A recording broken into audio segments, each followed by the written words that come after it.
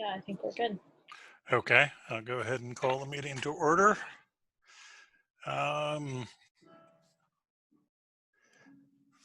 First up, we have a Pledge of Allegiance. Would all who wish join me in the Pledge of Allegiance?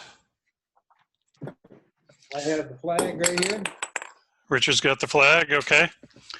I pledge allegiance to the flag of the United States of America and to the republic for which it stands, one nation, under God, indivisible, with liberty and justice for all.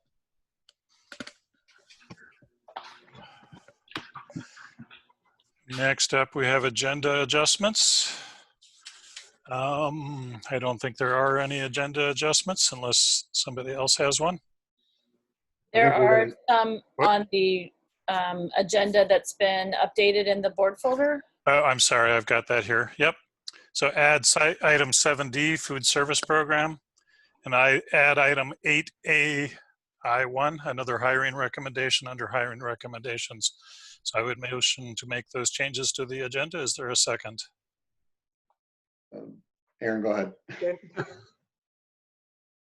Second. Second. Okay. Any discussion? I would think we're going to have to add an executive session to go along with that hiring recommendation. Is that correct? Yes, we can go ahead and do those under the current agenda items, but we can certainly do that. Yep. And there was no resume or anything in the packet, correct? No, it should be in the folder accessible to the board members under it says confidential hiring. Didn't see that. I did not see that either. Oh, there it is. It's up at the top. Yeah, I got Yeah. it. Since it's a folder, it's not in alphabetical order. Okay. So any other questions or discussion on the agenda adjustment? We'll go ahead and do a roll call on the agenda adjustment. Aaron? Aye. Jake? Aye. Leo? Aye. Mark? Aye. I also vote aye. Next up, we have minutes. I would make a motion to approve the minutes for May 26th as presented. Is there a second? I'll second. Any discussion or comments or feedback?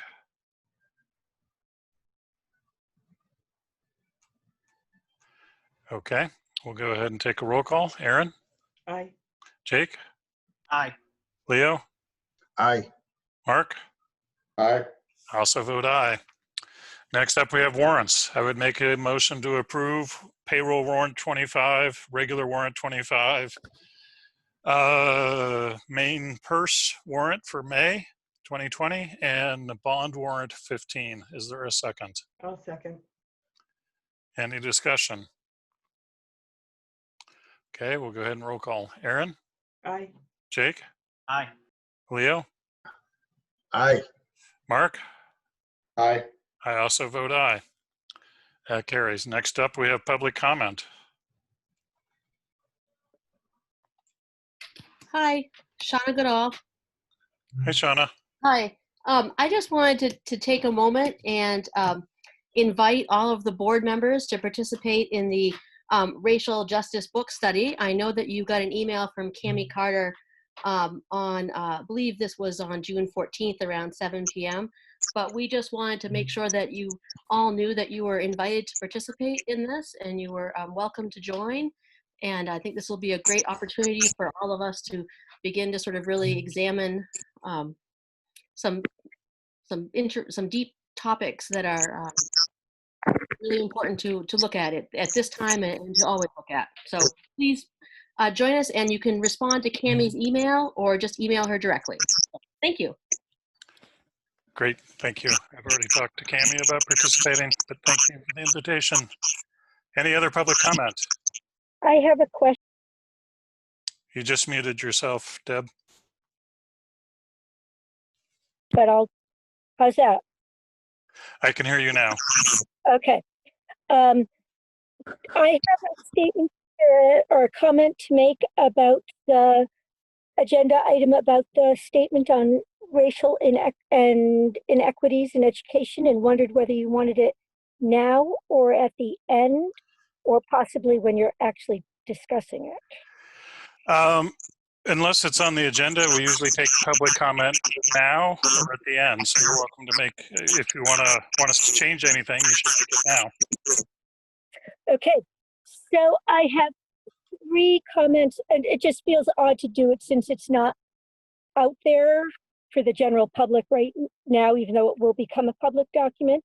Oh, they can access it in the link that Meredith posted in the chat. Great, fantastic. So one of my biggest points is the accessibility of the current statement, and accessibility for the majority of folks who are going to read it. When I look at the statement that the Commissioner of Education in Maine made, her first paragraph is so powerful, but not verbose and not highly academic. And I will be the first to say that I tend to make my emails a little bit more verbose than I need to. But the whole teaching in emergency learning format distance really brought home the point of the need to be concise, accurate in our statements as educators. So I just find it a little bit lengthy to not just hammer the point home that as a school community and as the board of directors, you completely, wholeheartedly support the discussions that need to take place to address systemic racism within our school culture and within society at large. My other, so that's also my content kind of statement, also that it's not right out there, just saying what it is. The other is a little grammatical things, and that's just because I correct papers all the time. The first paragraph, there's just, or first sentence or two, there's a couple little funky typos, but a really big one that I emphasize with all my students is proper nouns. And the RSU 26 Board of Directors is a proper noun. So, but more important to me is the accessibility and powerfulness of the statement that she made. Thank you.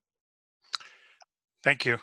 We'll take that into consideration when we get to the discussion.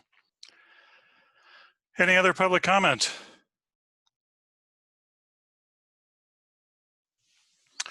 Okay, seeing none, we'll move on. Thank you, both Shauna and Deb.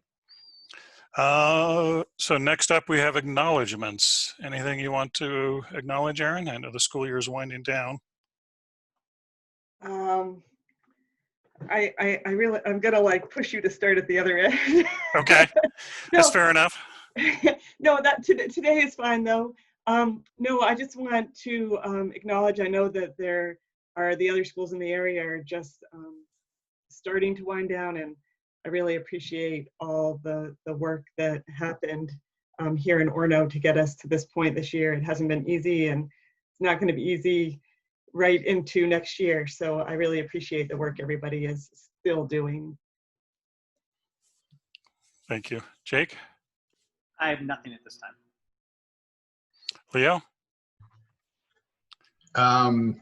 Yeah, maybe a little blind, I guess, because I wasn't involved in any of these events, but I heard that the high school events, both the drive-in and then the graduation, came off spectacularly. And so that I wanted to acknowledge that. Again, I didn't partake. So, but I just was looking, it didn't look like there's nobody here with seniors to acknowledge, I guess. So, wanted to acknowledge that, and maybe we'll hear more about it later. Thank you. Mark? I'd like to just acknowledge the end of the year kind of ceremonies at all 3 schools, at least one of which I got to observe and as a kind of a participant. And then echoing what Leo said, I don't have any direct involvement with the senior events other than standing outside my house watching the motorcade, but from everything I've heard from students and parents and anybody involved was that all of the senior events put on by OHS went off spectacularly, and it was as good as you could possibly hope for under the circumstances. So I'd like to just thank Reg and all of his staff for all the work, and the parents that went into it. I know there's a number of parents that put a lot of work into that too. So congratulations and kudos to them. Thanks. I would echo congratulations to all of the kids making transitions, whether it's between schools or off to college. And you know, I know it takes I know more now than I used to know how much work takes to pull off one of those ceremonies. There's weeks and weeks of planning, so appreciate the people who put that time in as well. I would also thank everybody who, even after the semester's over, working on hiring committees. You'll see the fruits of 2 of those tonight and 1 more next week.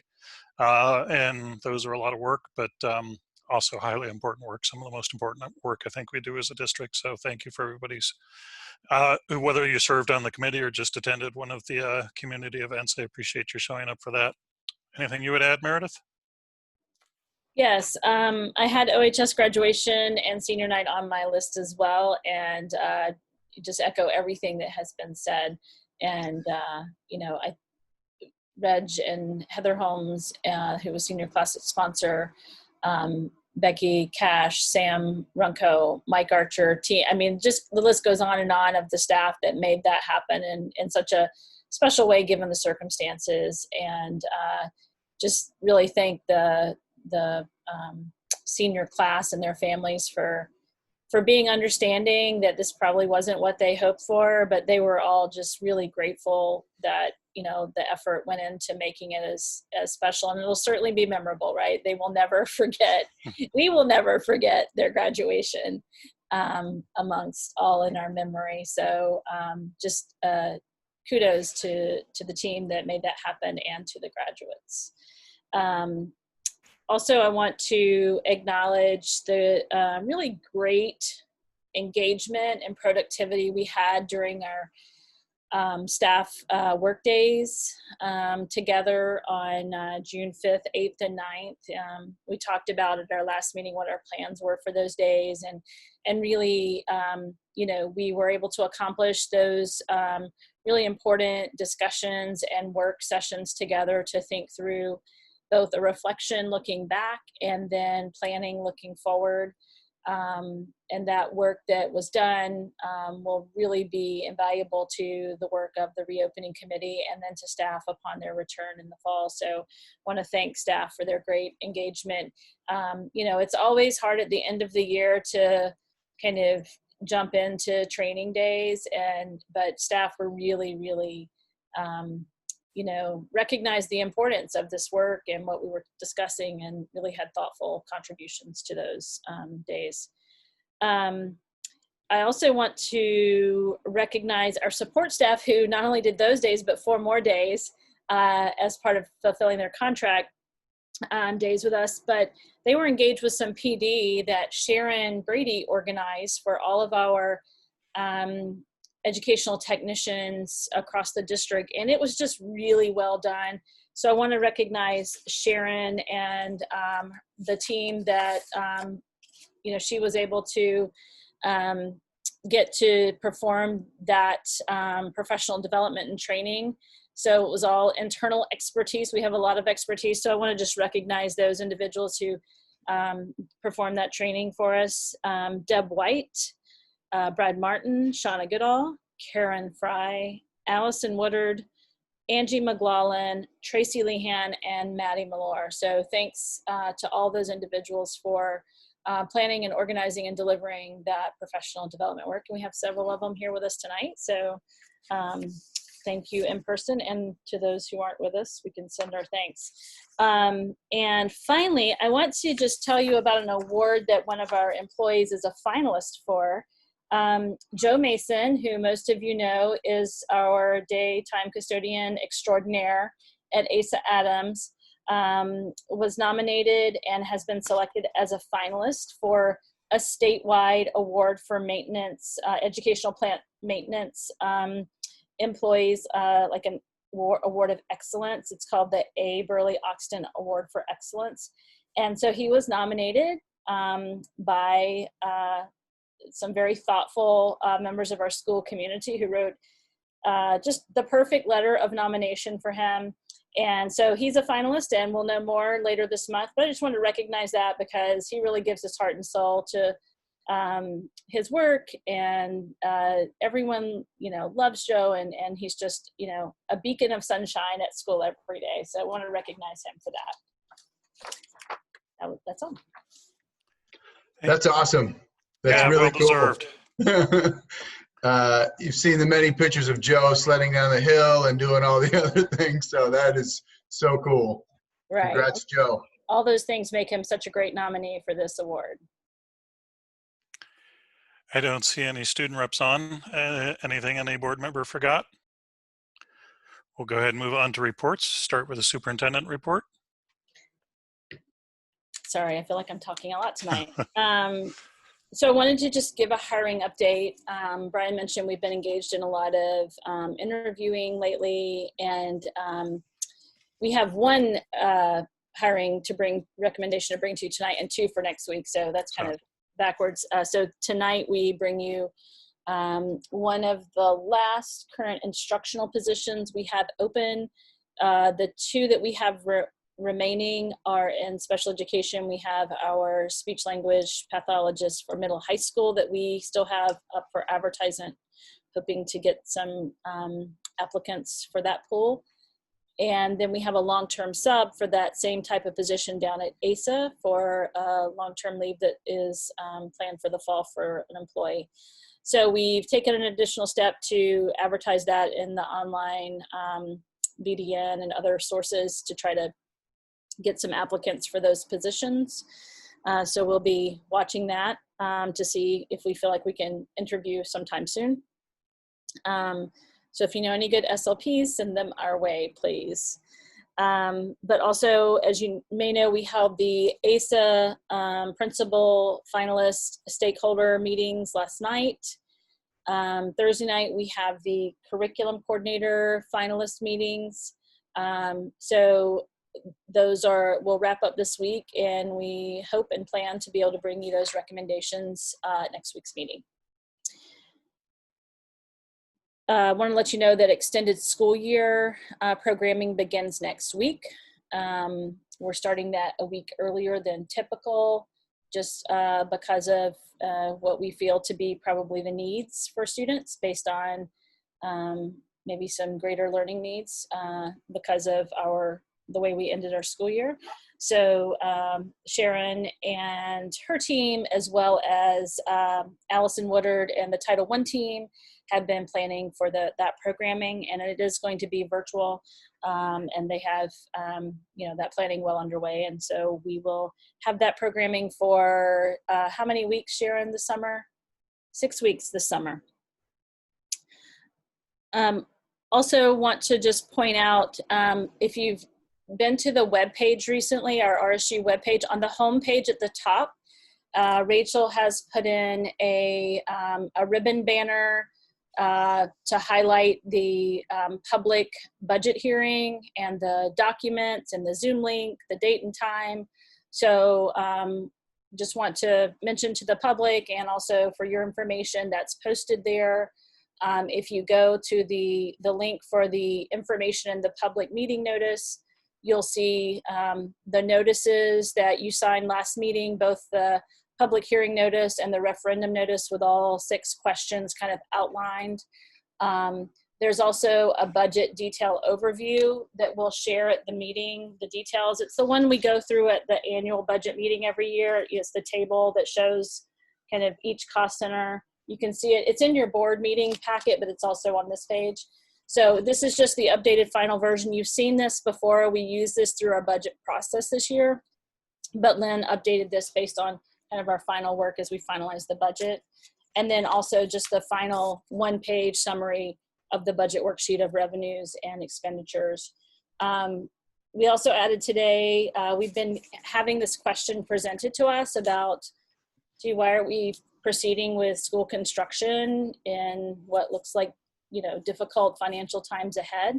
So we wanted to just put that out there and give people that answer in the context of budget, because we think it might come up in people's budget questions. around. So Brian drafted the answer and I reviewed it. Rachel got it right up, and it really just outlines the fact that the bond is really specified for one use, and that's the school construction project, and we're really bound for that use, and we're obligated to repay the bond that we took out in the fall. And so given that we're going to have to pay for this, we need to get something in return that the voters, want to see something in return for this payment. So kind of outline that answer in detail there so that people could see and read that. So I wanted to just draw your attention to that page and that information. I think everything else I have to report is in the context of the agenda, but do you have any questions about those items? Any questions? I would just second, I do think because of COVID, we probably do have a communication challenge around the budget. So I think what Meredith and Rachel set up is great. You can just now send people to rsu26.org and tell them to look at the very top, and there's information there. So that should be easy to communicate, even, in a brief conversation. Any other questions for Meredith? Next up, we have principal reports. I think Darren had a conflict, but we do have his written report, so we acknowledge that and appreciate his effort on that. Go ahead and move on to Richard with the middle school.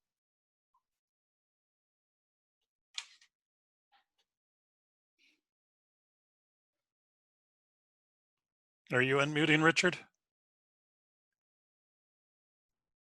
Sorry about that. Okay, I'll start again. I wanted to start with the 8th grade celebration on June 1st. 100% of the feedback I received was favorable, and it was a good effort all around. It really made for a memorable evening and an event.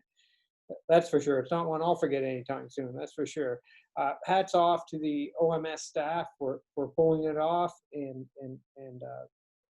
making the flow of things go really well. We started in the ASA parking lot, came up the hill, and students had the opportunity to stop in front of the school and get their diploma. We got T-shirts and signs for each student, and Mr. Buhner, who had his giant camera that he uses for athletic events, took pictures, and we're getting those pictures out to families this week. So it was a great time. Very memorable. So I'm going to move on to Meredith mentioned a little bit about our in-service days, our June in-service days. I think that was a highlight for the end of the year. And hats off to Allison Woodard. Allison worked with me, and Reg also worked with me. So our 3 schools were on the same page. Yet each school tailored the in-service day to their own. But we looked at it. I told the OMS staff that if we think about our in-service days like a funnel, and we're dropping information in the top, and what comes out the bottom at the small end is what we're going to hold on to when we get back together over the summer with our advisory committee, and when we bring back all staff in August. So I think we really developed some meaningful documents, and everything's in one place, which I like. So I wanted to talk about the purpose statements, which are kind of the top of the funnel, if you will, for each day. So on day 1, we identified and documented what teaching and learning lessons were discovered during, like this spring, during remote learning. That was sort of the big theme for the day. And then, of course, we developed guiding questions to kind of get down into the weeds of that, right? That kind of guided our work. On the second day, we identified how remote learning has impacted student learning. Like basically, when you dig down into that a little bit, what types of gaps were apparent? What types of curriculum? What components of curriculum did we not get to, et cetera? So we get into that a little bit more. And then on the third day, we identified and documented how future teaching and learning may be impacted. So we really talked about themes for coming back to school. What's that going to look like? So that when we do find out later this summer what exactly we're going to be faced with, we'll have a sense of we'll already have done some legwork around that. So it was a great job, and very good participation. And so we collected a lot of information that should be helpful later on in the summer. In this report, I included enrollment numbers for next year. And total school enrollment is 146, so we're down 15 students or so from the current year, having moved our 8th graders on to the high school. And you can see the numbers there. We have 39 at grade 6, 37 at grade 7, and our biggest group is our 8th graders at around 60. So 146 total for next year. And what else do I have here? We completed the Birch project. This will be my last report on the Birch project, other than the report that we're going to get later this summer. But we've completed the project, and it was a bit of a challenge because of the remote learning, but I'm happy to report that is fully completed, and we're just waiting on the report. I expect that later on this summer. And that's what I have for now. Great, thank you. I had one question. We're not going to get to the class size policy till next week because I forgot to put it on the agenda this week, but kind of one of the points of that is a reiteration of the importance of being responsive in staffing to class sizes. And you obviously have just had a big shift from 8th grade to slightly smaller, but clearly your biggest class down at 6th grade. I don't want to preempt any internal conversations you're having, but do you have any general sense of being responsive and any plans you can share now in that direction? Being responsive around like class size, planning for that? Yeah, the fact that you maybe need less 8th grade sections and more 6th grade sections, or at least that there's differential student need at those levels. Yes. So our biggest group is our 8th grader. That's 60, right? Like for this coming year. But we did. We moved from 4 current 8th grade groups like this year down to 3. So I think and one of our staff people has moved on to the high school full time. So we're down a staff member. But I think overall class sizes, based on our groupings and our schedule planning that's currently underway, are very favorable. Great, thank you. Any other questions? I've got a follow-up on that. Richard, is there going to be, is class size going to be an issue in social studies given the current configuration? I know it shouldn't be an issue in any subject. I don't think. I take that back. I would say no, not in social studies specifically, not any more than it would be in math, science, social studies, or ELA.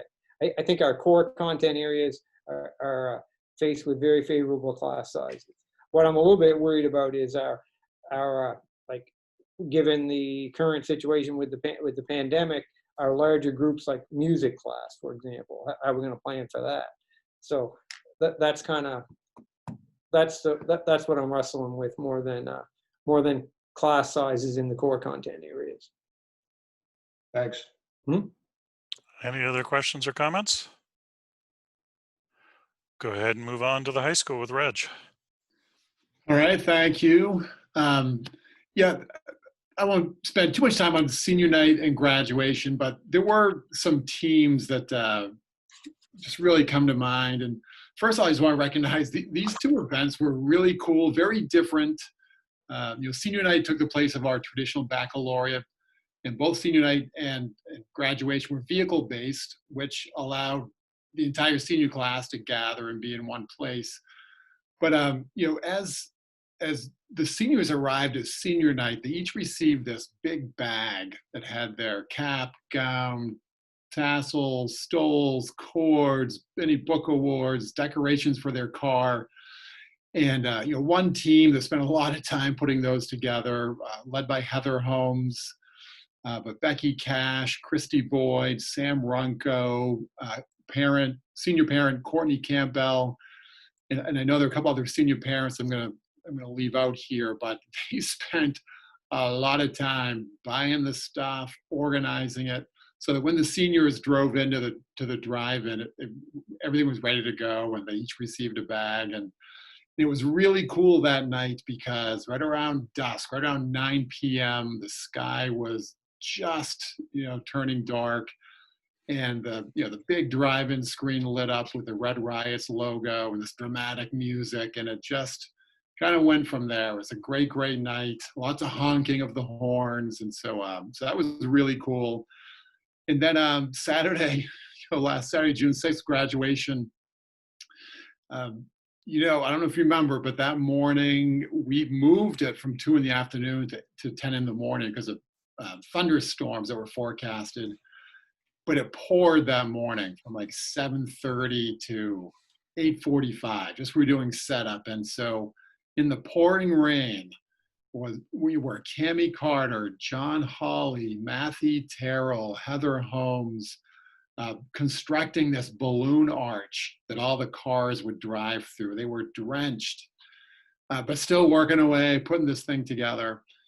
And then Mike Archer was our parking commissioner. He directed the parking crew, which would have been chaos if it wasn't really well organized, but also in the downpour, putting out cones, and because everything had washed away, all the chalk that Mike had put out to direct people had washed away. So, but he was drenched, and Steve Van Dolman and Todd Hillier and Zach Arnold and Kristen Espling, they were just out there during the entire downpour, laying cones and making sure things were ready. And then the sun came out. It was gorgeous for the actual ceremony, and it was great, and it was just very festive and celebratory. Typically it's more formal and traditional, but it was really an awesome day, and I've received a lot of positive comments, but it really was a team effort. And anyway, it was great. Very, very proud of what we did at Orono. So anyway, onward. So we're mailing home report cards and student schedules this week. We've held them back a little bit as we've gone through this appeal process around fourth quarter and semester 2 grades. But those should go in the mail, I think, Thursday. And I'm also including just a cover letter from me that explains what our planning process is for this summer around reopening. I know parents are starting to have a lot of questions, and just to let them know, what we're doing over the summer to get ready for reopening. So that's going out Thursday. Our textbook and laptop collection was really smooth, went really smoothly. We have about 20 we still need to track down, but we were able to turn things, Melissa Barton was really able to turn things around, collecting them, at one door, 20 minutes later, having laptops available to go home with students who are taking summer classes. And so laptops are available for those students, and we've got kind of a priority list going to make sure those are available over the summer. Part of this review process and appeal process, we really wanted the fourth quarter to do no harm. We didn't want students to be penalized by their work this fourth quarter. So we did do a review of each report card and identified students who did see a decrease. We were looking for a letter grade, students who dropped a letter grade. And so Sam Runco called almost 60 families just to let them know that there is an appeal process. And I've probably heard from 10 or 12 students at this point. But I thought it was interesting the breakdown by grade level. 9 of those students were seniors, 12 were juniors, 13 were sophomores, and 24 were ninth graders. And so the numbers increased as the students, with the younger students. And I think there's something to consider as we go into remote learning down the road, possibly, is that from this, I would say maybe younger students have a more difficult time with remote learning. And so anyway, I just put that out there as an interesting observation. I won't review our work from June 5th, 8th, and 9th. Richard did a good job with that. And I attached the agendas so you have an idea of what we did on those days. But great information, a lot of work by the teachers. And they seemed really pretty interested in doing the work and having the conversations. We split up into small groups, and I think they missed just talking with each other and meeting with each other. So it was a productive 3 days for sure. And then finally, just enrollment projection for next year. I anticipate we'll open with between 365 and 370. And so we're on this kind of upward trend as we graduated a pretty small class of about 79, brought in a good sized freshman class this year. We'll have another good sized one this fall. We'll graduate another small class next year. And so I imagine a year from now in 2021, we'll probably open with around 380. So enrollment's looking good for the next couple of years. And I'll stop there. Those are the highlights. Great, thank you. I'll just note I've just had the same conversation with the university about freshmen having the hardest time with remote learning. So I think that, when you're learning new work habits and new study habits, it's much easier to do in person. So that sounds like a good insight to me. Any other comments or questions? No, thank you, Reg. Sure. Move on to discussion items, COVID-19 response. You want to give us an update there, Meredith? Yes. So in the folder, I've provided for you the priority notice that was released by the commissioner last week that rolled out the draft framework for return to classroom instruction from, as I said, the Department of Education. This is something that they've been working on with kind of a cross-stakeholder group at the state level. And, they indicate all over the draft, and the draft is also in the folder, that it's a draft. I think on the cover page, it says draft like 20 times. So that, message received, this is a draft. But, in hearing the commissioner speak about this last week, they're recognizing the work that districts are engaged with, and they want to provide everyone with some common information. And, also clear on the very first page, this is a framework, it's guidance, not intended to be mandates, rather resources. So this will be, one of our primary resources that we will use on the reopening advisory committee. But I've also been providing the committee some other resources that I come across that I think have either maybe a new perspective or something that is organized in a way that I find especially helpful. There's certainly no shortage of information and articles and resources and people, providing advice and opinions on this. So I'm trying to prioritize, what I'm sending out to that committee, and so that we can kind of focus in on, pieces that I think provide us a good body of work to get started with. So this framework that the DOE outlined, has, as you can see, 5 parts to it. I think everyone agrees the first one is the trickiest and the probably the key to the rest, figuring out the physical health and safety considerations, really everything else in terms of how that structured flows from the definitive kind of decisions around how we will accommodate for that one first consideration.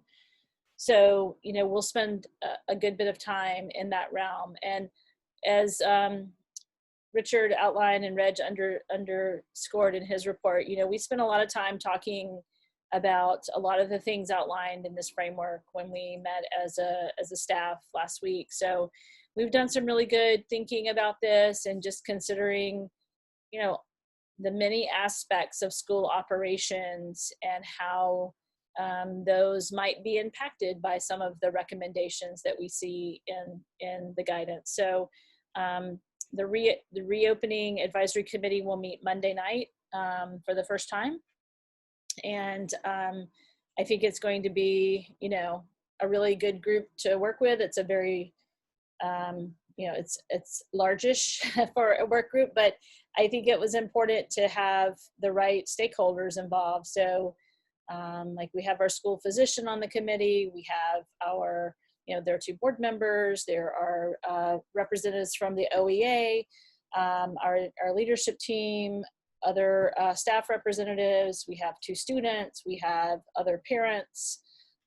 So it's going to be a group that will really represent, I think, the important perspectives that we need to have represented as we plan for the start of school. So that is in there, and I would just suggest, you know, I'm putting things in the folder almost every meeting, some new resources. So if you just, you know, collect those so that you can, you know, have those as resources as well, because we'll be bringing back reports to the board of our progress with the committee. So we'll bring you a report, probably our next meeting next week. I think I did put that on the agenda, so we'll update you next week. Great. So that's all I had about the COVID issue at this time. Any questions on that? Okay. Maybe more of a comment, if that's Yeah, question or comment. I communicated with Brian and Meredith after reading the blueprint for back to school that Meredith shared in that folder. And it's pretty similar, I think, to that reintegration framework document that is in our packet. I think the reintegration might be pared down from 20 pages to 10 or so, but I think a lot of the same stuff was in there. And what really jumped out to me, and that's what I mentioned to Brian and Meredith, is that this thing is going to be, I think, so far-reaching and completely, obviously, unprecedented that, well, I didn't mention this. I'm just saying this now, that I really can't imagine doing this well without having a person whose only job is doing this. Just throwing that out there, I guess, as we start for the board to be considering, you know, call it a reintegration czar or something. And I don't know I don't know if it's possible. I don't know what it would look like. I don't know if it's a contract position or if it's, you know, maybe that's our curriculum coordinator's role in this first year. But I think it's something we as a board need to be really thinking about sooner than later, because, well, we need to be thinking about it. And I wanted to put it out there. I really, it feels just reading I mean, and it was just a guide. It wasn't, to Brian's point back, was, yeah, they didn't spell anything out. But they did highlight a whole lot of things that personally I hadn't thought of. And it just seems like something that would just crush, to me, it seems like something that would crush staff. I think if we had a person that sole job was doing this, it's still going to be a huge load on staff. And that worries me. So I just want to kind of throw that out there for either consideration down the road and I realize that the committee hasn't met, but I don't know that.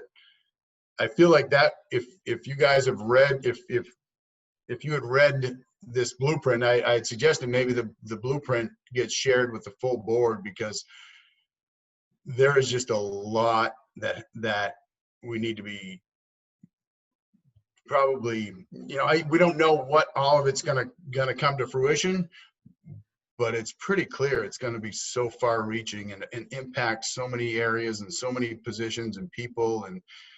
And I think we ought to be thinking serious about that. Thanks. Yeah, I guess we can have a conversation with Meredith and with the committee about your thought about a czar. At the moment, I think kind of the vision is, you know, we have a facilities director, we have a school nurse, we have So we have lots of people in different functions with expertise in those functions. But certainly we can have a conversation. Just to be clear, Leo, are you proposing it's a new position, or we reallocate somebody that's existing? Wow, I don't think, I can't imagine we have somebody existing that has that kind of bandwidth, but I guess I don't know. So I was thinking honestly that this is a position that doesn't exist right now. Yeah, I don't know what I think about adding a new position, but I agree with we run things fairly tight. So I think trying to take somebody and completely repurpose them would be pretty hard. Something else would suffer. Sounds like a conversation we should have. I certainly agree with degree of overwhelmingness that this has. I think my comment after I looked at what the Maine DOE put out is they didn't tell us any specifics of what we should do, but they told us 63 areas.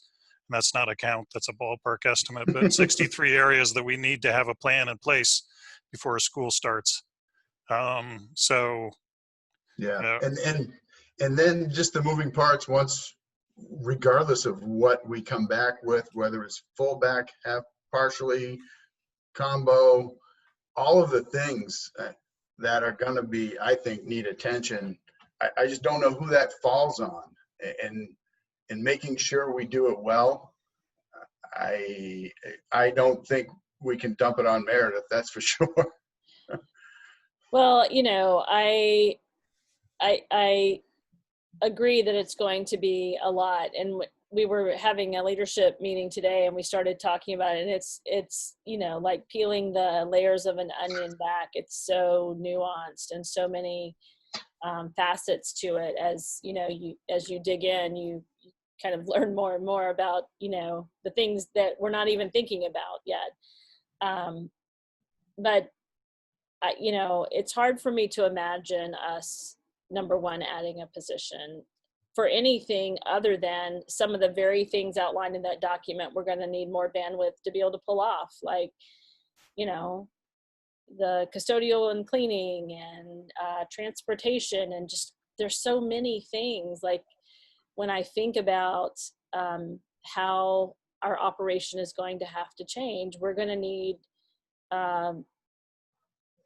to rethink, you know, staffing and as you say, what our bandwidth is across. So I don't really think we need someone to lead the work.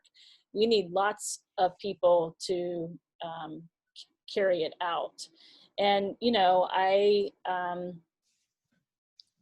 think that having a curriculum coordinator on staff will be a huge help for this in terms of leading the instructional kind of program implications of this. And so just to have someone to take on that role will be a huge help to myself for sure, and a huge help to the principals and the staff. And you know, I think that's a starting point. But you know, I think we need to talk as a committee about pretty quickly about what we see as needs, because, you know, as I mentioned to you when you emailed, I think Brian mentioned, I gave you the figure, we decided to save our COVID, our CARES money, mostly, well, a little over half of it for this kind of unanticipated, what do we, you know, not have that we need, and to help use some of that to offset. And then, you know, we'll have to look into our contingencies in our budget for other needs. But the blueprint document is in the board folder this week. It was the other document, and I pushed out to the board. So board members, you have it in the board folder. It's called a blueprint for back to school.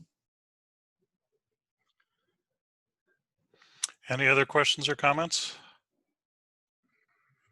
I do think Leo's right. Well, he's right in a lot of things, but I think he's certainly right in that it might not need to be a czar, or certainly probably not a new position, but one of the keys here, beyond figuring out what needs to be done, because I did read the document, and it is painfully short on detail. It tells you a lot of things you might want to think about, and then tells you virtually nothing on how you might want to address those. But beyond figuring out what we need to do, it would seem to me that one of the challenges is going to be coordinating all these different activities so that one, we're not duplicating stuff, and two, things aren't getting ignored or forgotten about. And I think that's one area where that's going to be tricky to make sure that everybody. You could easily envision a scenario where lots of people are doing their little part extremely well, but that it's not being kind of coordinated properly, and things are getting missed, or things are being done twice while something else isn't being done. And so I think one of the things the committee needs to really focus on is how to coordinate all these efforts, and what's the best way to do that within the resources we have.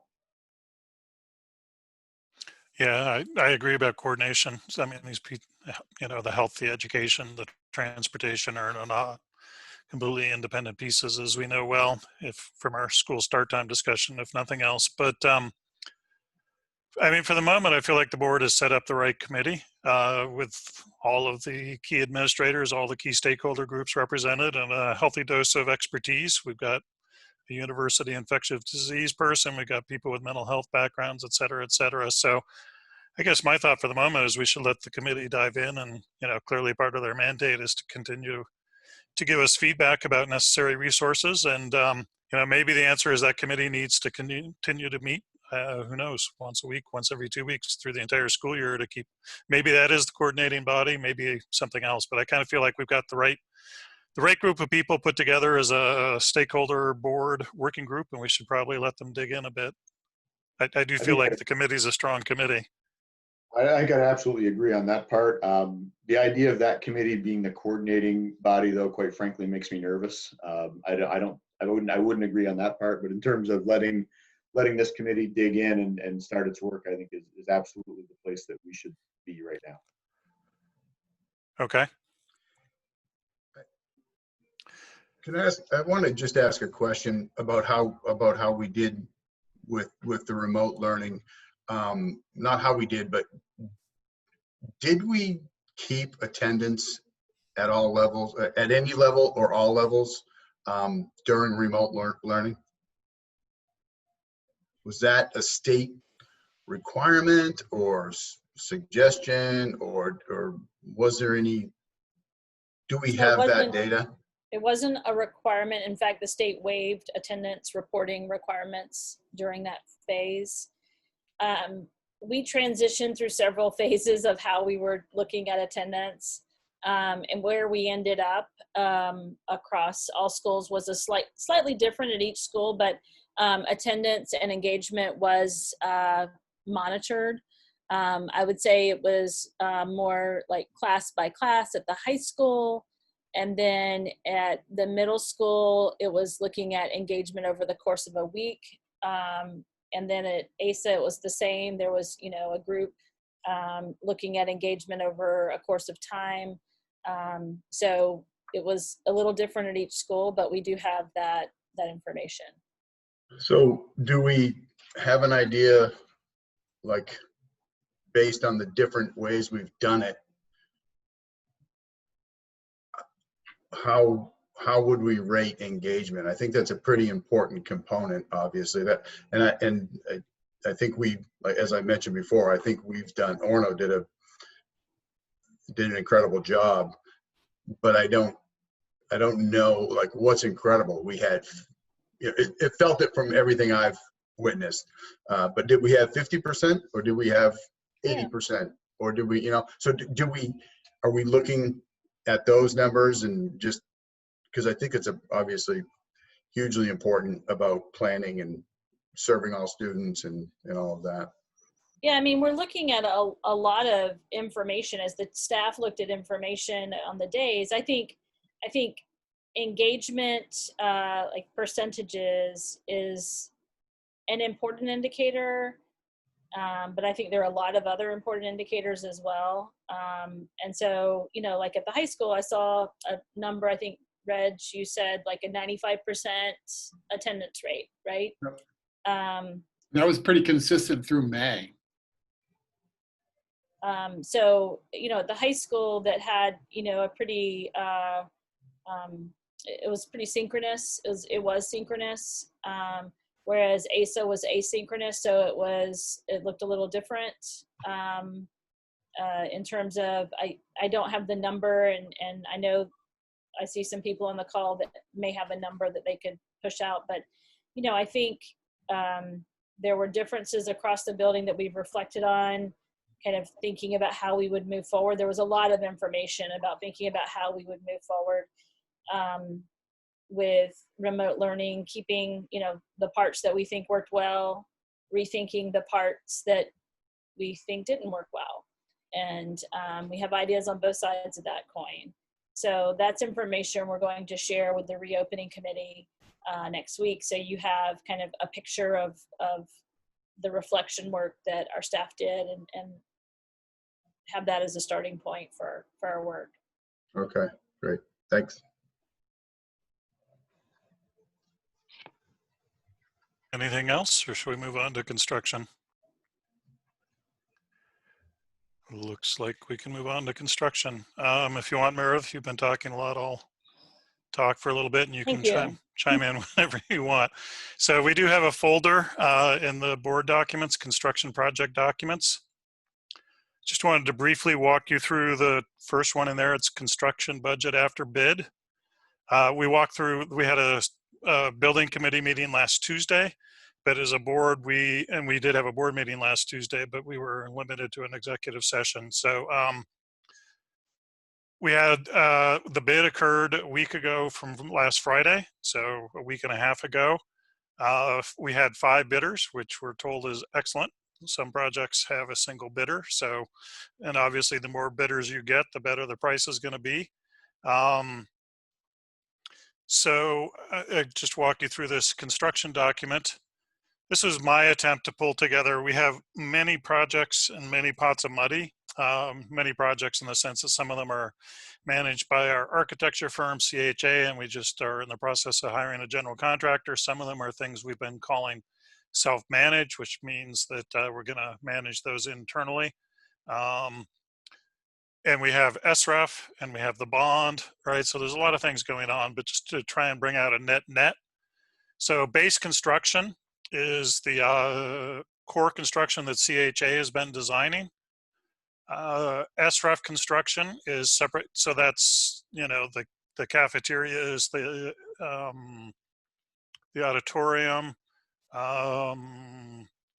are some of the other big things in there? Those are the ASA office. The ASA office, right, and the new entrance down at ASA. Yep, and some smaller things, including some work at OHS office and some other places. And then we had the SREF construction. You remember we did quite well with the state revolving renovation fund and getting basically maxing out the schools with $1 million of renovations in each school.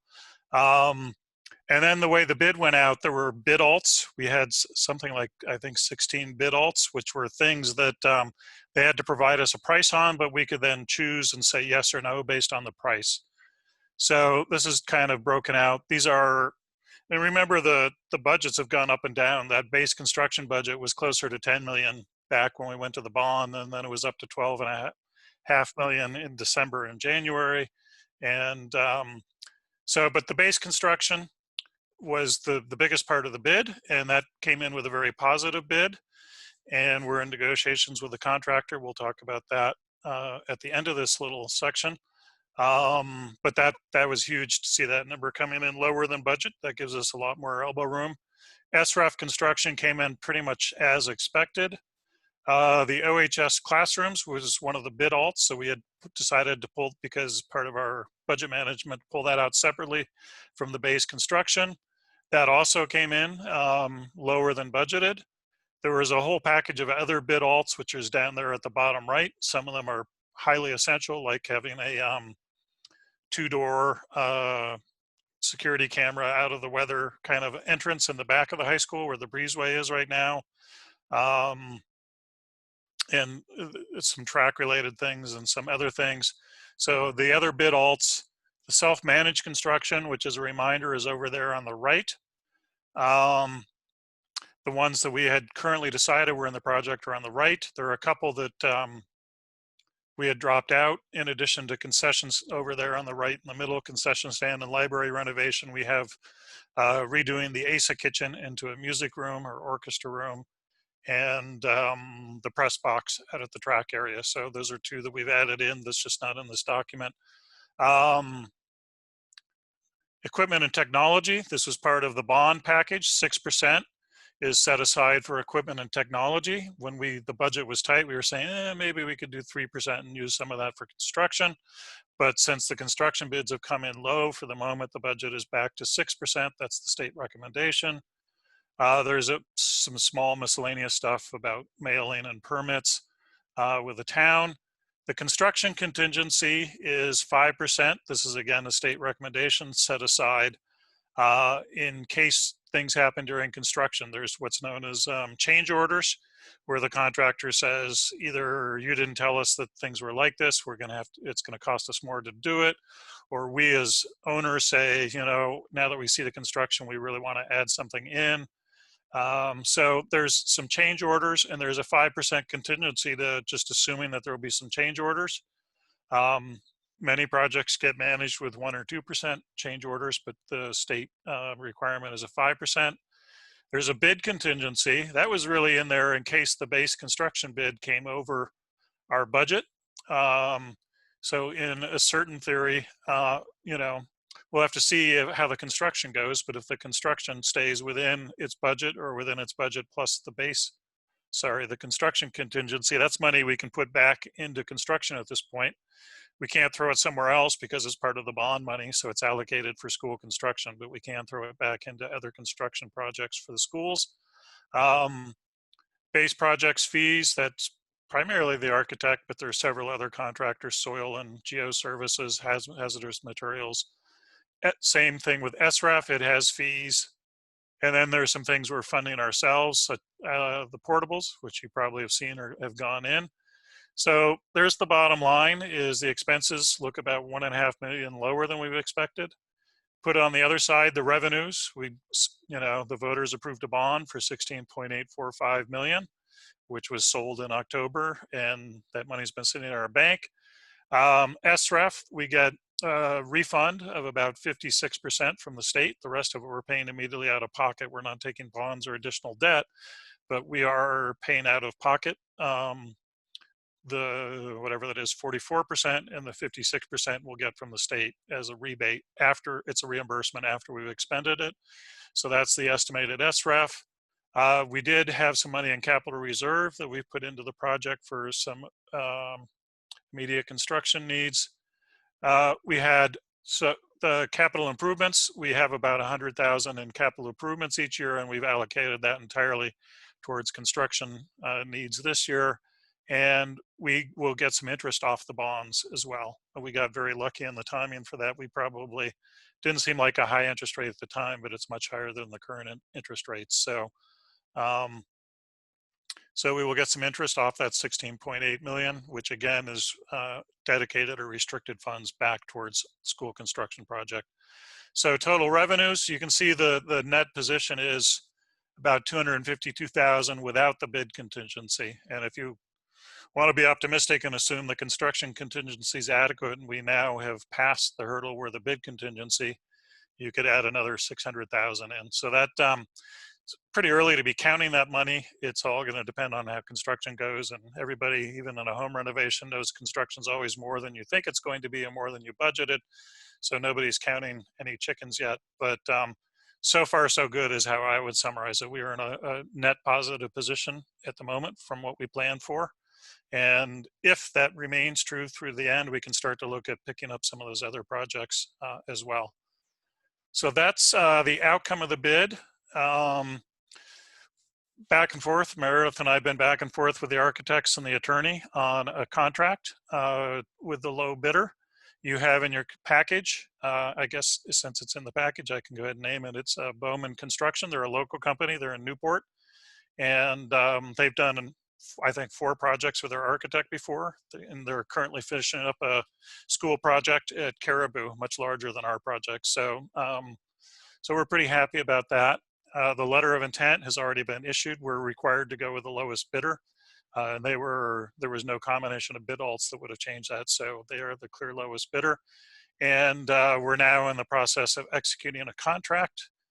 We are going to ask you to give Meredith authorization to sign a contract similar in terms, but pending final revision of details. I should check up the exact phrase that our lawyer gave us, but he said substantially in the form presented to the meeting. So you have in your folder that contract, RSU 26 section 2E. So I would make a motion to authorize the superintendent to sign a contract substantially in the form of contract 2E as presented. Is there a second? I second. Okay, that was a lot. Any questions, comments, anything you want to add, Meredith, before we dive into voting on the contract? No, I think you covered it all. So only if there are questions. Great job covering all that. You said there were a couple things that weren't on that document that we're just looking at. Something about the press box or something. Yeah, over on the right-hand side in the middle, in the smaller heading, it says dropped self-managed. It has concession stand and library renovations. And I think from the building committee conversation, I would add 2 more things to that list. One of which is the old kitchen, meaning the current kitchen at ASA. We have nothing in the project to change that. So that basically would be sitting as a dead space until we do something with it. The intention is to finish that off into its own room, and then the orchestra can be in that room. It'll leave the stage as a area for special events. It'll have better ADA access for students in the orchestra. It'll have better soundproofing. So that seems like a win all around. But when we were going through the budget crunch in January, that was one of the last things we dropped out. So it's presumably one of the first things we'd add back in. The press box was the other item. We're having to remove the current press box because the track has expanded so much. So obviously it'd be nice. I know a lot of community effort went into that. It would be nice to move/replace that with at least equivalent value. So that would be the other thing I would put under drop self-managed. You know, and like I said, I'm not counting any chickens, but if we really have 250,000 plus 600 and whatever, the 621,000, that's 870. That lets us do pretty well in the drop self-managed. But I suspect not counting any chickens, construction's always full of surprises. But that's the thought. That at least was my first thought, and probably the building committee's first thought of where some of that money does have to go to school construction. It can't go back into the operating budget, where some of that money could go. Gotcha. Is there any reason we wouldn't use the existing press box? Only if it's cheaper it may be cheaper to rebuild it. That would be the only reason. Yeah, I mean, we'll look at all options. It's Gotcha. just a placeholder for not forgetting about the press box really at this point. Yeah. Gotcha. Thanks. Well done. That's pretty cool that we got a local contractor as well. Yep. Yeah, and it's especially cool that they appeared to want the project enough to give us a very competitive bid. You know, it's been a roller coaster. There's been times where we thought we had everything we wanted, and then there's times where we thought we couldn't afford it, and we're back up, depending on how you like your roller coasters, at the top of the hill or the bottom of the hill, where we're at the moment, thinking we have some elbow room again. We'll see how it goes from here, but it's nice to be in that place. Any other questions or comments? So I made a motion. I forget, did we have a second? I think Aaron, you seconded, yeah. So if there's no other questions or comments, we'll go ahead and vote authorizing the superintendent to sign a contract substantially similar. The only, just FYI, the only thing we're trying to change on the contract from what you have is it's the standard contract for state school construction, and we're just trying to take the state out of it. So the contractor, instead of being responsible to the state, is responsible to the owner, which is us, because it's a locally funded project. But so there's just some language related to that, but that's the only change that's anticipated. All right, we'll go ahead and take a roll call. Aaron. Aye. Jake, Aye. Leo, Aye. Mark. Aye. I also vote aye. All right, construction. And I didn't mention the timeline, but portables are in. The scheduled start date is the 21st, so next Monday. That's probably going to be a kickoff meeting rather than shovels moving in and digging, but it should be starting very quickly. You know, under 2 weeks is my understanding of when we should start to see serious construction starting to happen. So, and I know ASA in particular with the portables, teachers are already having stuff packed and moved. So it's definitely here, which is nice after 2 years. Excuse me. Next up, we have the district equity and inclusion statement. The board and the community have access to that. It's labeled racism statement in the board folder. You heard Deb White's comments. I didn't get permission, so I'm not going to name a name, but I'll just say that I did forward this to one other member of the community who had contacted me in advance with an interest in this project. And other than one grammar correction, she was happy with the statement. So that's the extent of feedback from outside the community. I'll go ahead and make a motion to put it on the table, and then we can proceed from there as we wish. So I would make a motion to adopt the racism statement as expressing the opinions and intentions of the board, with one grammar correction of dropping the word having in the first line. Is there a second? Brian, just quickly, during the discussion point, then we can still make modifications. We can still amend it, but I think for Rachel's sanity and for mine, it would probably be better to do it formally through amendments. Okay. Is that okay? Yep. Okay. So it's been seconded. We have a draft version on the floor. We have some feedback, and I know some board members probably have some feedback too. So any thoughts or discussions on this? I don't love the first paragraph. I think it takes away from what we're trying to get at, which is the sort of educational aspect. I think it's sort of distracting that it sort of says that it's like a police thing or a lawful thing, when I think it really should be focused on there's bigger issues that we need to talk about. So I would like to remove the first paragraph, or at least amend it. I mean, I guess we could remove it, or we could drop some of the specific examples, or even we could even drop the first sentence. I guess, well, you'd have to change the second sentence at that point. I'm open.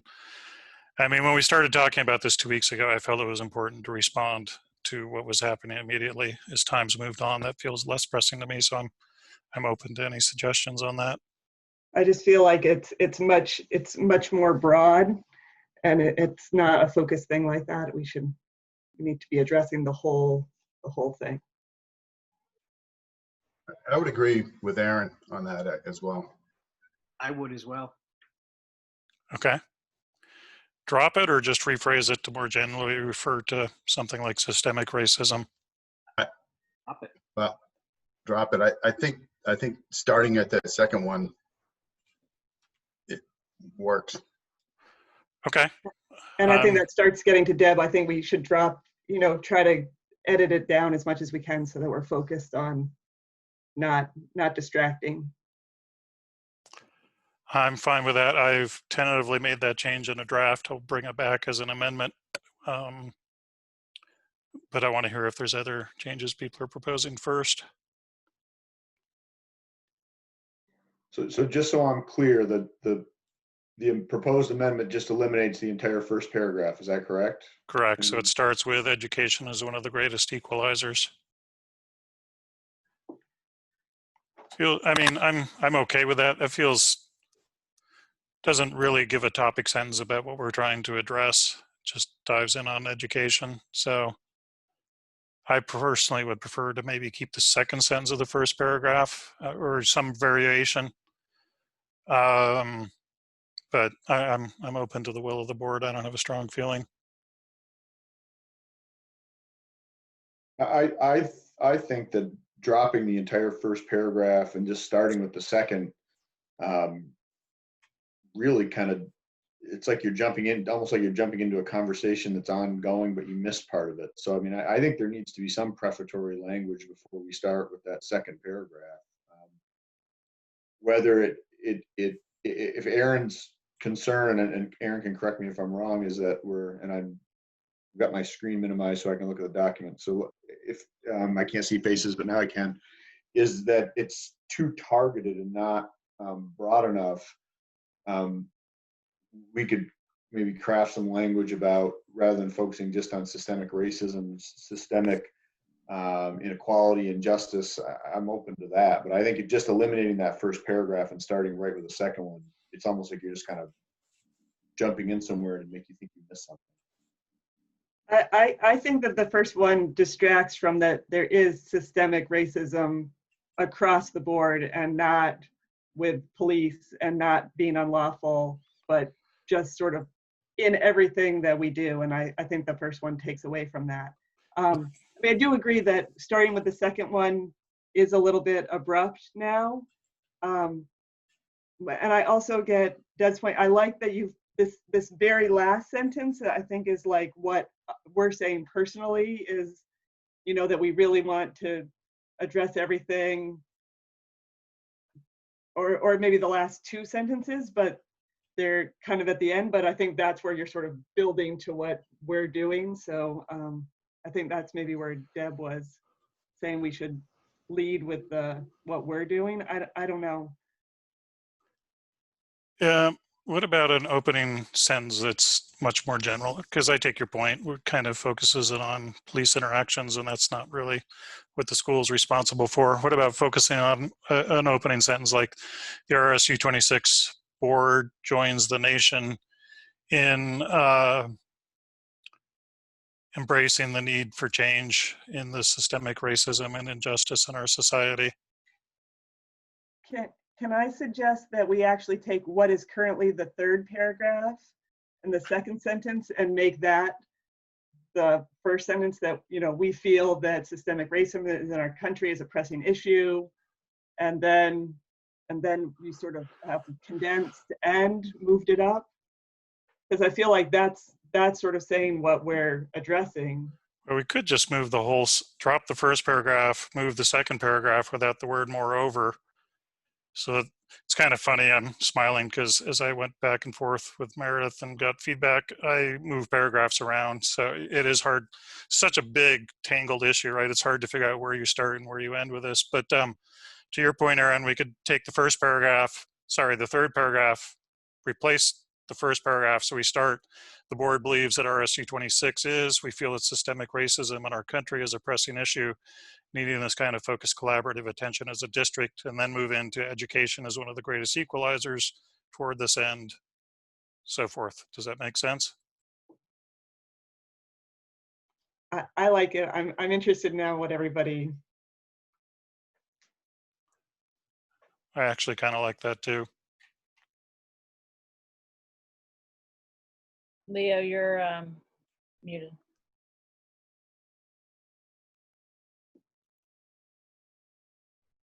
So strike the first, move third paragraph to the top. That's where you're at, right? That's where I'm at. Get rid of the word moreover, because it doesn't make sense at the start of a document. But yes, that's where I'm at.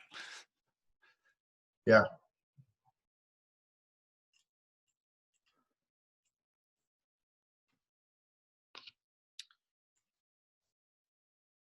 I like that change.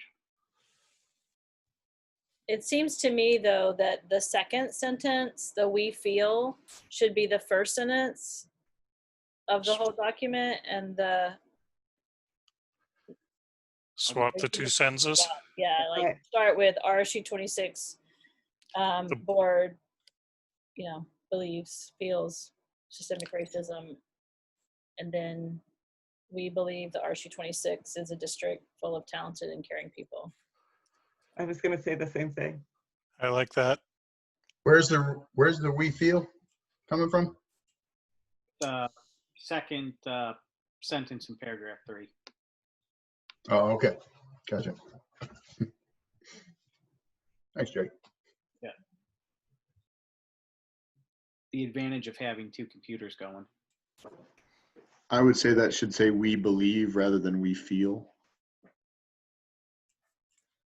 And not we, but RSU 26 board. So if Yes. it's starting at RSU 26 Board of Directors believes. believes, yeah.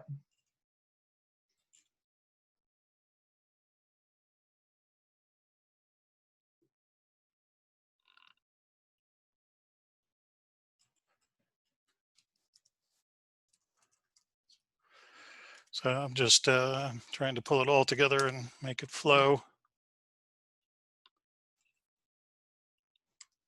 And thank you, Brian, for drafting this. We're not pulling it apart, but just trying to add to what you've done. Oh no, it's a board document. I'm happy to. I just know that trying to start from scratch is almost impossible.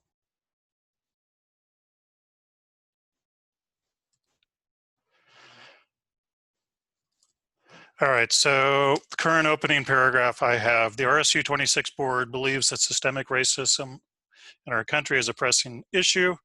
RSU 26 is a district full of talented and caring people that can accomplish much when we all work together. We believe that addressing systemic racism requires this kind of focused, collaborative attention as a district.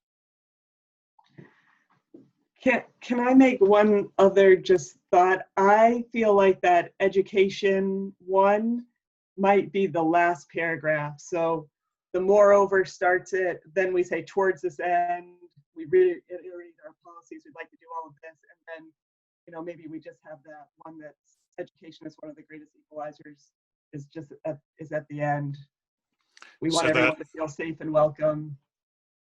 I like that. That's the ending that we were talking about, Brian, that we needed something a little stronger at the end. Yep. I like that. And then we do the things that Deb says of like sort of getting to the point right away of, you know, here are our policies, here are what we'd like to do. And then we end it with just, you know, something to bring it together. Okay, so let me read what I have. The RSU 26 board believes that systemic racism in our country is a pressing issue. RSU 26 is a district full of talented and caring people that can accomplish much when we all work together. We believe that addressing systemic racism requires this kind of focused, collaborative attention as a district. Towards this end, the board reiterates our strong commitment, blah, blah, blah, blah, blah, blah, blah, blah, blah, 4 paragraphs as written. And then we end, education is one of the greatest equalizers and removers of injustice in this country, which is why many employees and board members choose to devote time and energy to this district. This makes it especially important that every person, regardless of race, creed, ethnicity, ability, socioeconomic background, sex, sexual orientation, or gender identity, feel not just safe, but welcome and valued in our schools.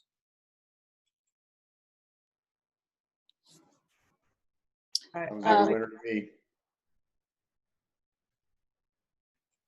So I would say something that just jumped out to me in the current first paragraph now, the district full of talented and caring people. I think we should say who can accomplish much. And then, you know, Brian, you and I have had this discussion. We had it recently in a policy meeting about to capitalize or not capitalize the word board. Correct. I think that was one of Deb's points. And I think it's not a grammatical error, it's a stylistic choice that Brian makes about his feeling on whether board should be capitalized or not. So I think that's the discussion. Right. I prefer lowercase because I feel like the board is just a group of people. You give it a capital letter and it feels like it's I don't know, it's imbuing it with some power or something that doesn't have. So I prefer lowercase board.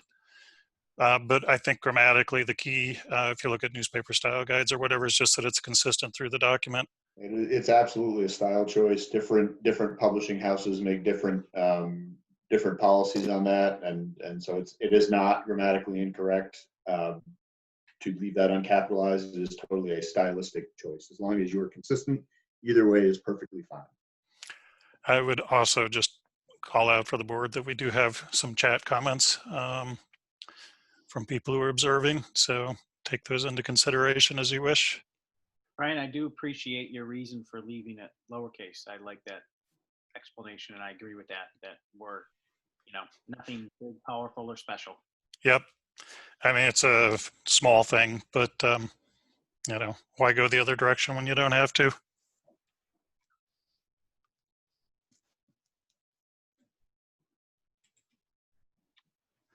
All right. So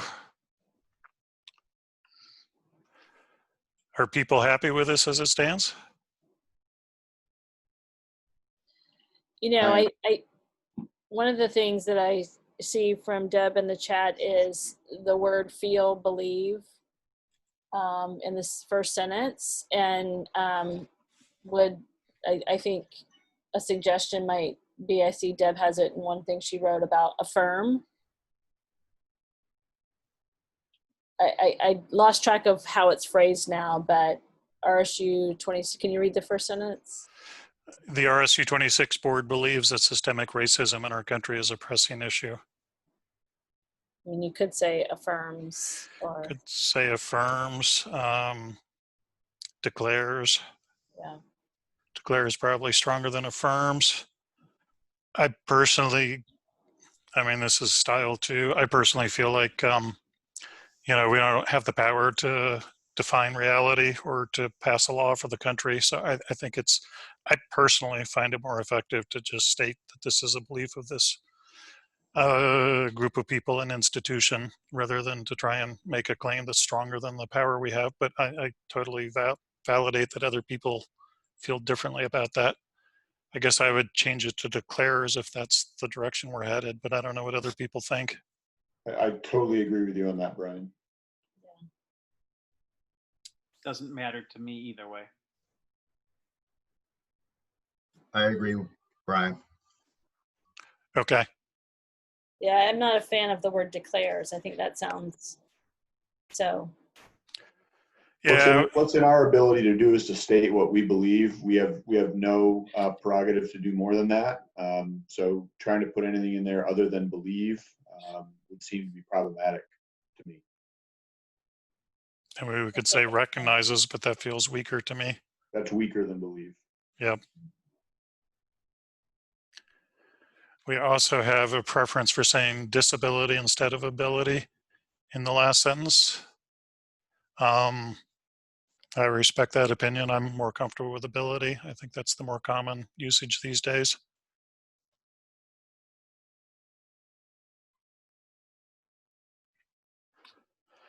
What are we being asked to consider, Brian? In the very last sentence, where we say every person, regardless of race, creed, ethnicity, ability, socioeconomic background, to change that to disability.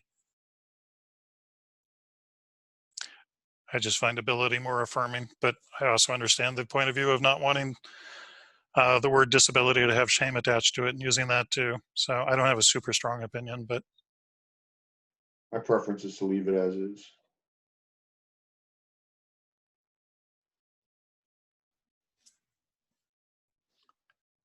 Agreed. Leave it as is. okay.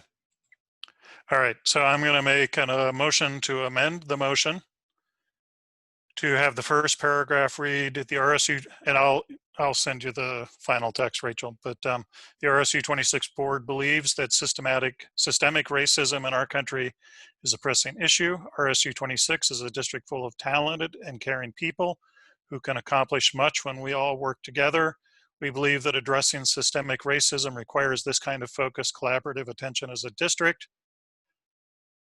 We delete the next two paragraphs and we move the paragraph about, no, I'm sorry. We move the paragraph about education to the end and we delete the original first and third paragraphs. So we add the paragraph I read, we move the second paragraph, the original second paragraph to the end, and we delete the original first and third paragraphs. So it's the RSU 26 board believes, towards this end, the board reiterates, the board also recognizes, the board additionally recognizes, the board encourages ongoing discussion. Actually, I can just share screen. If Rachel, if you want to, can you give me share screen capability?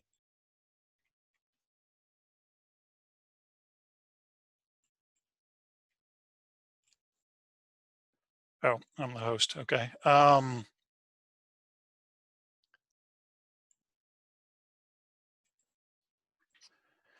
So it looks like this. I'll just scroll through very slowly so people can take a look. This is an advantage to Zoom.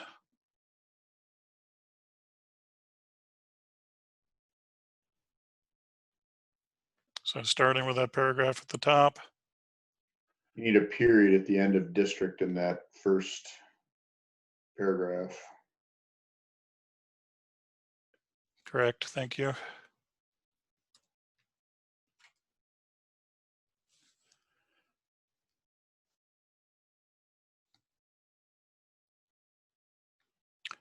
And the rest is, the beginning got a big workover, but the rest is the same, except that second paragraph is moved to the end. So that's the motion to amend. Is there a second on the motion to amend? I second. Any discussion on the amendment?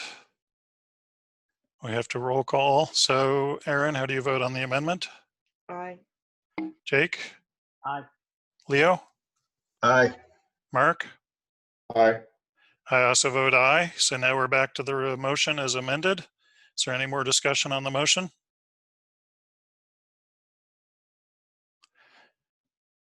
Okay, we'll go ahead and move to a vote. Aaron, how do you vote on the amended motion? Aye. Jake? Aye. Leo? Aye. Mark? Aye. I also vote aye, so it passes unanimously. And I will stop sharing and make Rachel the host again.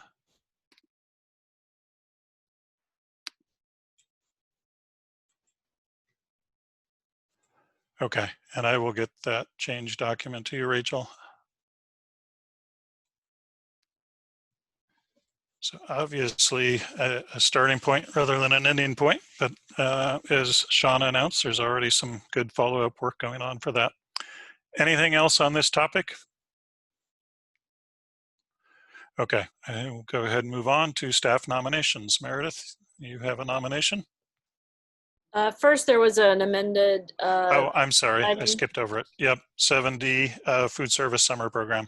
Yeah, I actually have good news to share. When I added this item to the agenda, I didn't think it was going to be this good news, but I'm pleased to tell you that the waiver came through for us to be able to continue through the end of August with our summer food distribution program subsidized through the USDA and state school nutrition program.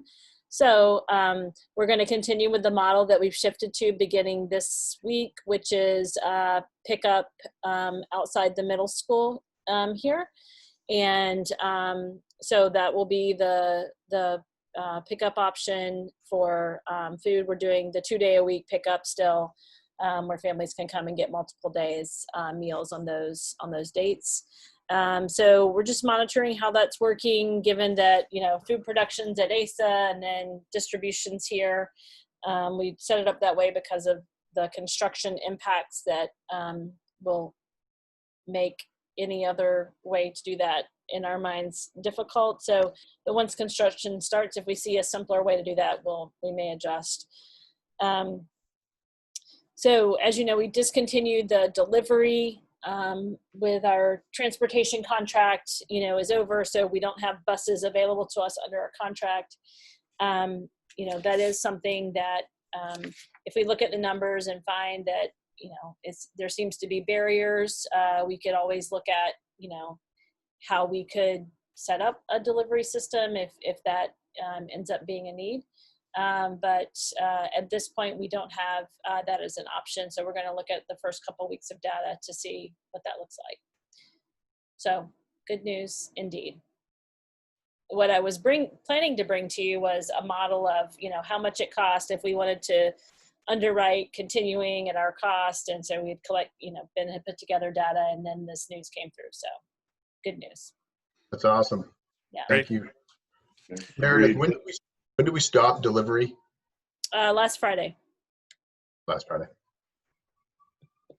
So this Monday, yesterday was the first day that we switched to the pickup only. And we stopped the American Legion site as well. It's just here at the middle school.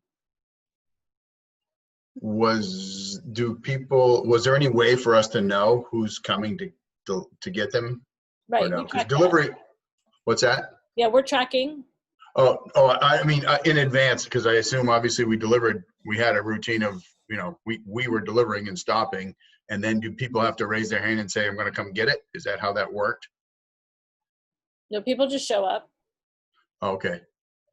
So, Right, you don't so we have to did, reserve in advance, but all we right. began over the course of time, we began to see trends with the pickups. And so we could kind of predict. And so we're collecting information this, first week and next week to see what the trend looks like, to know, are there people who were reliably accessing it who are no longer accessing it will be kind of the what we're looking at, and to see if there's some barriers that we need to try to solve for people. Cool. Great. That's good news. Thanks. Sounds like it's too early to tell if we've had a big drop off. Right, just day one. Yeah. Okay. So we'll monitor and, respond if we see, that there seem to be some barriers. And we will, we talked informally about some ideas of, soliciting volunteers to go out on delivery runs. And so we may have just community volunteers who are interested in signing up to do that. I don't necessarily think we need to hire a bus to do that necessarily if we see some barriers. So maybe some other ways to accomplish that. I do think we could easily get community volunteers if we need to do that. Yeah. Yeah, and also can think about restaurants. I know some that have vans and are very community oriented for sure would be good thoughts for that if it comes to That's it. a good idea. Thank you for suggesting that.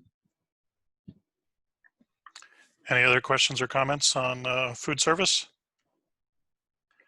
Okay, now we move to staff hire. Meredith has a nomination. Yes, so I bring forward for the ASA first grade teacher, Olivia Murphy, as the recommendation for hire.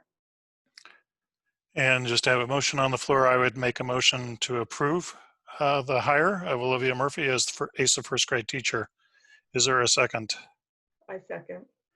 All right, we need to go into executive session. I don't know what's the better way. If Rachel could, Rachel would have to make me the host and put everybody in a waiting room, or I did create another meeting. Maybe I can just paste, since Rachel's the host, I think that'll work better. I'm going to paste the link to everybody, but if only the board members can follow us over to that, leave this meeting, well, copy that link so you have it. I'm going to email it to you right now too, now that I think about it. Give me a Okay, moment. I'm going to leave and go to that meeting. Okay.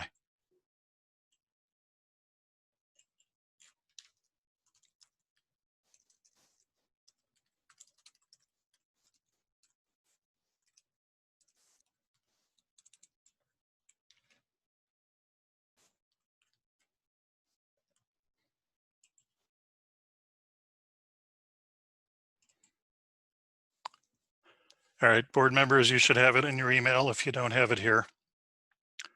We'll be back shortly.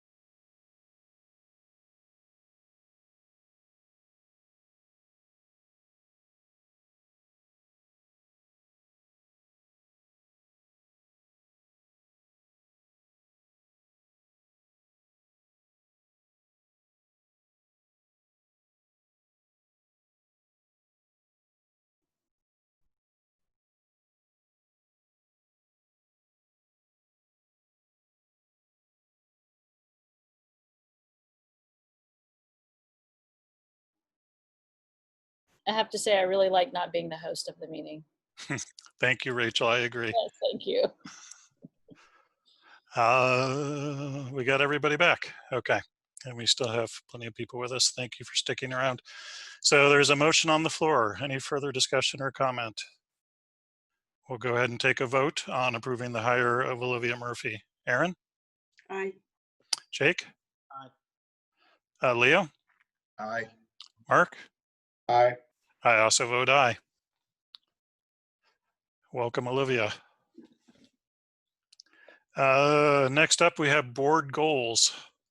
You all have a copy of that in your folder from what we talked on last time. I think the intention is, if we're ready, to go ahead and adopt the goals. But actually, Rachel, I don't know. Do you want to give me the host, or at least share screen? I don't know if you can share screen without hosting on the current settings, but let me share screen again.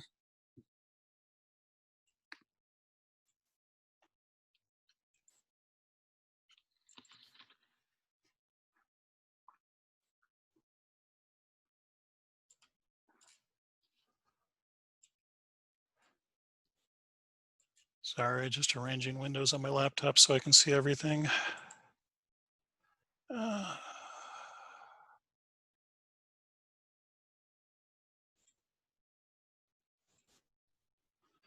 Okay.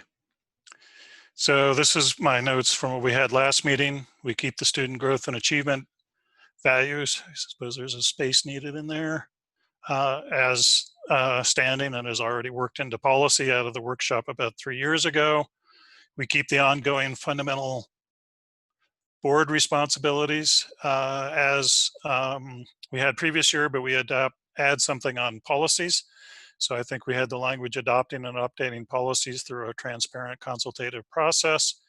And then down here were the board goals we had last year.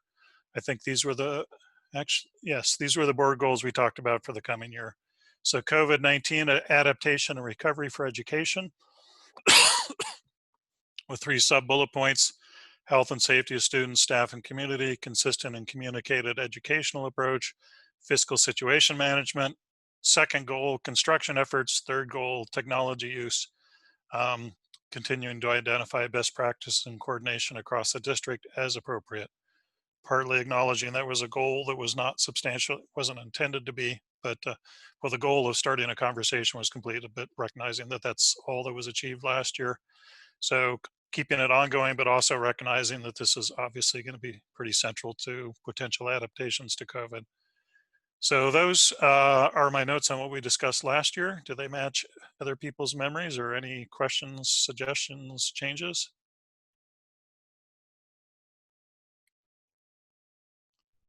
No, looks like people are happy. I would make a motion to adopt the board goals as presented in the document. Is there a second? I second. Any further discussion, questions, comments, suggestions? Okay, we'll go ahead and take a vote. Aaron? Aye. Jake? Aye. I have to remember the order when I can't see you all. Leo? Aye. Mark? Aye. And I also vote aye. So those are adopted as board goals. It's okay if you go out of order, Brian. As long as you remember our names, I think we'll be good. I think I got the names. I just don't want to catch somebody on mute. So I try and keep the order consistent. Although you're right, there's no requirement to do that. So I will stop sharing. Make Rachel the host again.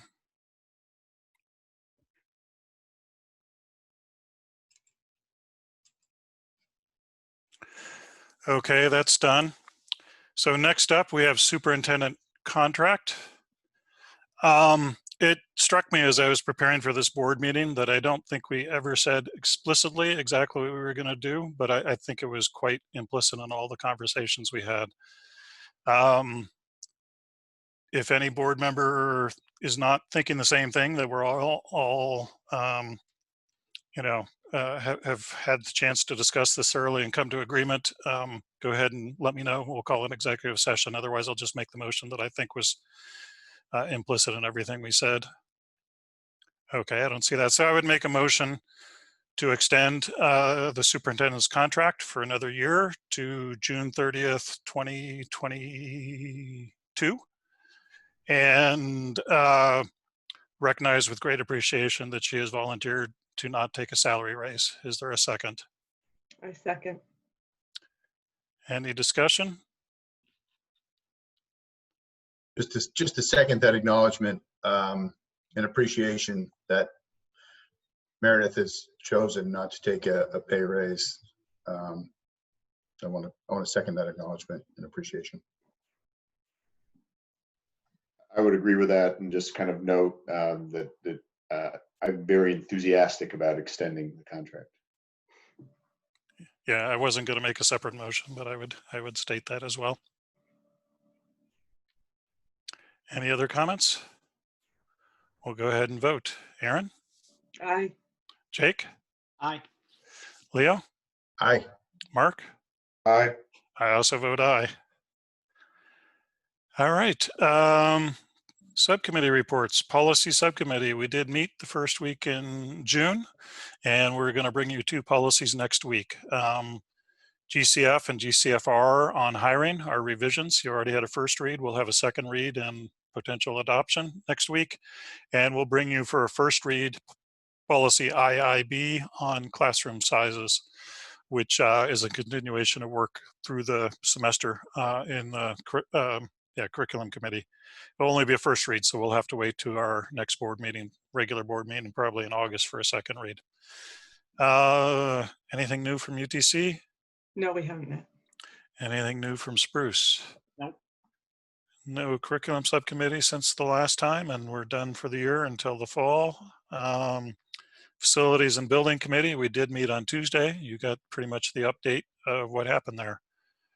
We did discuss dropping to, I guess I didn't say this, so I'll just say this as an update on the Building Subcommittee, 2 of the bid alts screening, which is basically a metal structure that goes around the perimeter of the building to hide all the air conditioners, and coloring the track red, or no red, Red Riot red instead of black. We had to commit to those this week for the, because we're signing the contract. Those prices are only locked in until we sign the contract. The building committee, given our current funding position and the belief that we still are going to have some capacity if we continue to manage things tightly, to take some other projects off the self-managed list, to go ahead and put those into the contract, those 2 bid alts. But that's probably the only thing I forgot to update from the Facilities and Building Committee. Any questions there? And I assume nothing from Wellness? No. Okay. No. Any other business, requests for other business for the board? Any requests for future agenda items? Next week is now a regular board meeting. It won't be a super long one. We won't do reports on some of those things, but we will have at least policies and 2 nominations. Any public comment?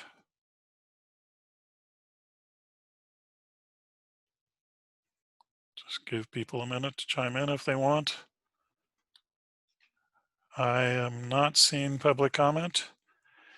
So our next meeting will actually be a public hearing at 6 p.m. a week from today via Zoom. And then the board meeting will be immediately following the public hearing. Also via Zoom. Links have been, I believe, already circulated. Certainly the agendas have been circulated today. Any requests for information or follow-up? Hey, Brian, can you just clarify, when does the first meeting start next Tuesday? First meeting starts at 6 p.m. The public hearing starts at 6 p.m. The board meeting will follow whenever the public meeting ends. Okay, got it. We do not have a moderator since it is just a hearing, not a budget meeting. Recall that under the COVID emergency governor order, the citizen, this will be a chance for citizen input and questions. The actual vote will occur by ballot referendum on July 14th. Absentee, I'll just beat that drum now. Absentee ballots are, you can call the town and request absentee ballots. They are now, I believe, in a position to mail them out. So Request an absentee ballot, ideally by July 1st, if you would like to have a count, because they have to mail it out, mail it back. Although under emergency orders, technically they only have to mail it out, and you can put it in a drop box to be arranged at the town council. So that might give you an extra week to order your absentee ballots, but just call the town office or go to maine.gov to get an absentee ballot. And I would appreciate help publicizing the hearing next week. I think the COVID has made it appear to a lot of people as if there's been a lot of radio silence. We're trying to communicate as best we can, but I do think, especially since the voters approved the construction project, but they effectively have to prove it again. So we do need to make sure that there is a representative turnout that can reflect the town will. And so please do encourage people to come to the budget hearing and find out the facts about what's going on. And then also encourage people to get absentee ballots or to vote in person if they prefer, of course. But I think many people prefer an absentee ballot this year. Any questions on that before we move on? So again, 6 o'clock a week from today. Brian, I actually did have one question. I meant to look into this and I haven't done so, but I'm assuming that because the town office remains closed, that early voting will not be an option this year. Do you know anything about that? I don't know anything. No, I don't know anything more than you do, but I would have to agree with your assessment. Actually, I vaguely kind of recall that I saw something on the town website that said that, but I wouldn't swear to it. I thought about this about a week ago and then it went out of my mind, so I didn't check on it. But I just would add the absentee would be the easiest way to do it this year. Certainly, we know in person on election day will be an option if people prefer to do that. But I would add that if people are in the habit of and maybe have the intent of doing an early vote in person, they'd want to confirm that that's at least an option. I'm not sure that it is or isn't. Yeah, and I haven't heard the details. They may have it. I just don't know the details of the lockbox for dropping off absentee ballots. But I don't think that's a guarantee that that's out there for 2 weeks or whatever. It may only be the day of the election as well. So yeah, absentee ballots and mail in or drop off on the day of the election are probably the safest bets. Brian, I'm sorry. I'm sure you said all this stuff, but there's a lot. For the public hearing part, where's the link for that? I believe the agenda was circulated this afternoon by Rachel. Is that true? Say that again. For the public hearing, the link for the public hearing? So the link for the public hearing is, if you go to the web page, it's at the very top. Right, it's not in the agenda, it's on the web page. Yes. Okay, because that's, I just checked the agenda. Yeah, I stand corrected. I guess there's not an agenda since it's a hearing, so there wasn't an agenda circulated, but no, I just know that I've sat in the wrong meeting for a while. I gotta know where all these things are. No, yeah. Follow the links, follow the moving links. Yeah, I guess the bottom line is anybody who's interested, just point them to rsu26.org at the very top of the web page. That has the link and it has the documents that will be made available at that meeting. Okay. Good question. Anything else on that? It's harder to be transparent in the Zoom world, but we're certainly trying our best. So any questions on that are welcome.